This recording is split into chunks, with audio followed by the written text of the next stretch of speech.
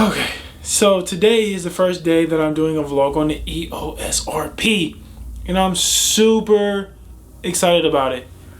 Finally, I feel like I have a camera that legitimately can hang with the other competition out there on YouTube and in the photography world.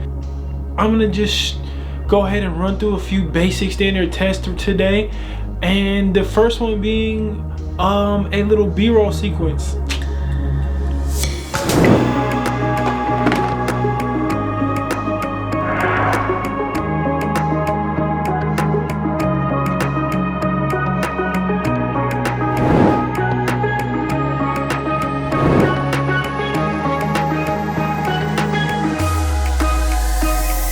But yeah, I think, with all the, all the talk of no in-body stabilization for this camera and stuff, I think surprisingly it's doing pretty well with the digital stabilization that it has in the camera, and it doesn't look too bad. When it's on autofocus, I can tell it jumps a little bit when I'm moving the camera back and forth on the vlog test, but for the most part I think it seems to be keeping my eye in focus, keeping me in focus pretty squarely, as long as I don't move the camera too far in and out. I will say the one thing, and this will not really matter for most people, is I had this notion that I want to start streaming, and I may not want to put those miles on this camera if it's going to be a camera that I'm going to use for my business, but it would be nice to have the option later on down the line when I upgrade to have this one as a camera that would,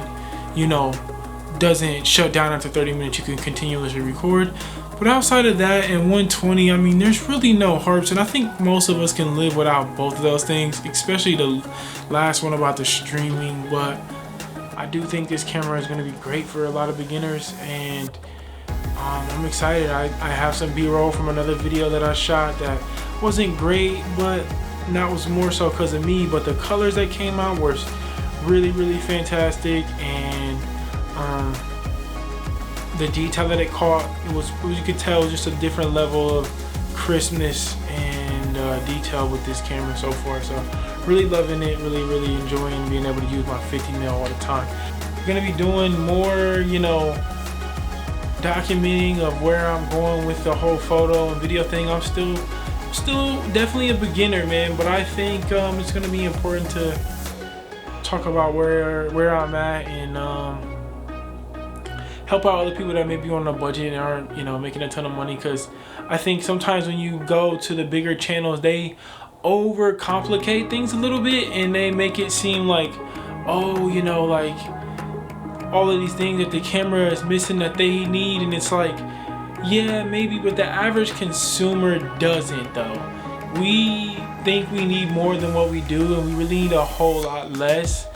Although, and I think there is a threshold, but I think there is a, that old cliche of like, it's not the camera, or it's not the photo, it's the photographer, blah, blah, blah. I think some of that's a little bit BS. I think a little bit of that has some truth to it. Like, it's really a gray area. Like, to a threshold, yeah, you need a decent camera. But getting a $5,000 camera might not make you great, but if you have a $200 camera, that might make you pretty bad in a lot of situations. It's gonna definitely expose your flaws. I've definitely seen that firsthand. Like, if you're bad in you're in a bad situation with a cheap camera, that's when you're gonna struggle the worst. When you're in a good situation with a cheap camera, you're gonna do a little bit better. But when you're in a good situation with a good camera or a really mid-range to higher level beginner camera, you're gonna do a lot better in good situations, and you're gonna do not so bad in bad situations. Low light, overexposed light, too much sunlight, all of those things seem to be so much smoother. And I've only had this camera for a few weeks, so maybe I'm in a little bit of the honeymoon phase, but I will see. Like I said, I've talked too much already. I'm done with this video. Thanks, guys. I'm so glad that anybody took time to watch it. It's amazing. And I am out of here.